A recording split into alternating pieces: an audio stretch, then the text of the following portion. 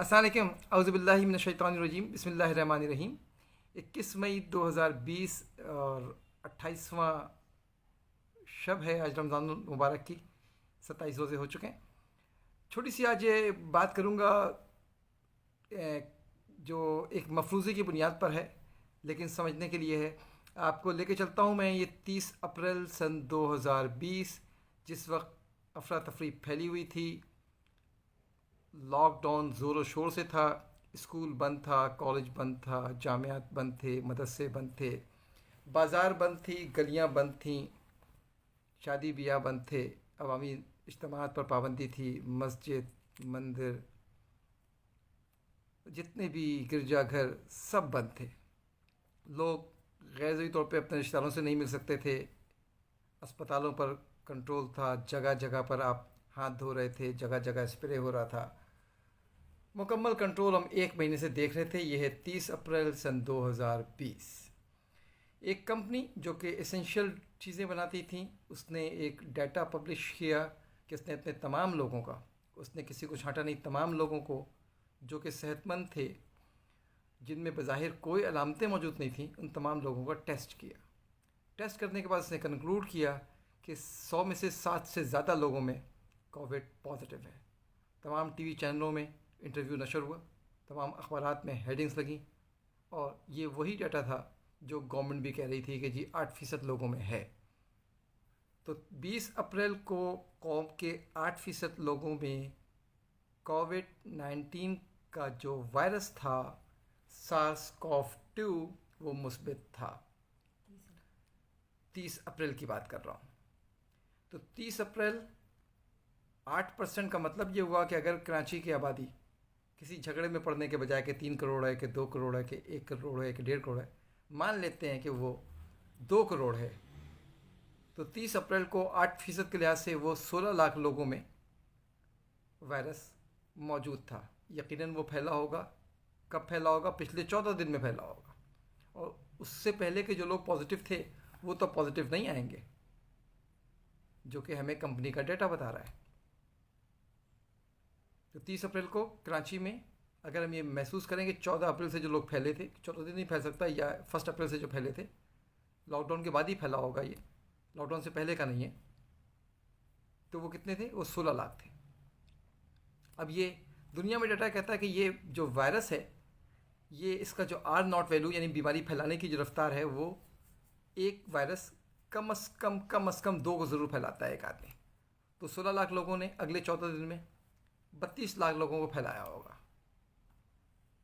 तो 16 लाख लोगों ने 32 लाख लोगों को फैला दिया, तो ये हो गए 16 और 32 48 लाख लोग 30 अप्रैल के बाद से लेकर 14 मई तक।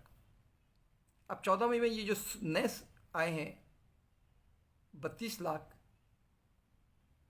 इन्होंने 64 लाख लोगों को फैलाया होगा। तो 28 मई तक ये यकीनन 64 लाख लोग हो जाएंगे। अगर 2 भी फैलाते हैं तो मैं बहुत लोएस्ट साइड पर हूँ, बहुत निचले की सतह पर मैं देख रहा हूँ। तो 64 लाख और 48 लाख, 16 लाख पहले फैल चुके थे 30 अप्रैल को, 30, और जो 32 लाख उसने फैलाए उन 16 लाख ने, तो 16 और 32 हो गए 48 लाख। और इस 32 लाख ने जो 64 लाख फैलाए, तो 64 और 48 1 करोड़ 12 लाख लोग हो जाते हैं हमारे पास 28 मई तक। और नेक्स्ट 14 डेज जो हैं वो 12 जून है, 11 जून है। तो वो 1 करोड़ 12 लाख लोगों के पास मज़ीद गुंजाइश नहीं बचेगी कि वो आगे बढ़े। तो हमें तो वैसे भी 1 करोड़ 30 लाख लोग चाहिए हर्ड इम्यूनिटी के लिए, उसके बाद तो इन्फेक्शन नहीं फैलेगा। अब या तो डाटा हमारा गलत था, या दुनिया ने जो आर नॉट वैल्यू तय की है वो गलत है। तो इस बुनियाद के ऊपर तो नज़र आता है सिंध में या वो कराची में 70% लोगों में ये 28 मई तक तकरीबन वो फैल चुका होगा और हर्ड इम्यूनिटी अचीव हो चुकी होगी। अगर हम 30 अप्रैल से पहले ये तय कर लें कि वो नहीं फैला, लोग नहीं बीमार हुए, मार्च में बीमार नहीं हुए, और रफ्तार अगर ये R02 थी, इस बात को मिसाल में रखिएगा। सिर्फ यह आज एक छोटा सा मशवरा देता हुआ चलूँ कि जो डाटा अवेलेबल हो रहा है उसमें ये बात तय हो रही है, कंक्लूड होने जा रही है कि इन्फेक्शन एक बार हो जाए तो दोबारा नहीं होता। और अभी तक हमें नहीं पता, कोविड के 3 जासिम को हम जानते हैं, कोविड के 3 वायरस को जानते हैं। सार्स को हम जानते हैं, हम मर्स को जानते हैं, हम कोविड-19 को जानते हैं। ये तीन एक ही ख़ानदान के तीन डिफरेंट वायरस हैं जो इंसानों में इन्फेक्शन पैदा करते हैं। हो सकता है कुछ और भी वायरस हों जो हमें ना पता हो। ये तो हमें पता है 500 तकरीबन इसमें हैं बैट के अंदर। हम उम्मीद करते हैं 5000 होंगे।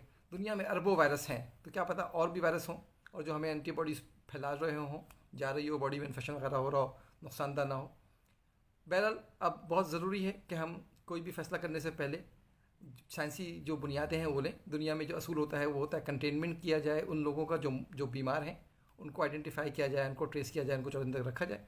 और बीमारी के बाद 14 दिन के बाद अब ये बात कहने में कोई आर नहीं है कि लोगों को फिर पॉजिटिव आ भी रहा है तो कोई परेशानी की बात नहीं है। If you don't have symptom, अगर कोई अलामत नहीं है और पॉजिटिव आ जाता है तो कोई परेशानी की बात नहीं है, आप ट्रांसमिट नहीं करेंगे। क्योंकि कल परसों को कोरिया का डेटा है वो इस्टेब्लिश हो चुका है कि वो मुर्दा आपके वायरस के पार्टिकल्स होते हैं जिनमें मज़ीद बीमारी पैदा करने की सलाहियत नहीं होती, वो बॉडी के सेल्स के साथ अटैच होते हैं। अच्छा, ये भी तय हो चुका है कि वो इनके वायरस जो है इसमें वो एड्स वाले वायरस की या हेपेटाइटिस बी वाले वायरस की खसूसियात नहीं है तो जो जाके फंस के रह जाएगा बॉडी के अंदर और 10 साल बाद और 20 साल बाद इन्फेक्शन करेगा, वो नहीं है।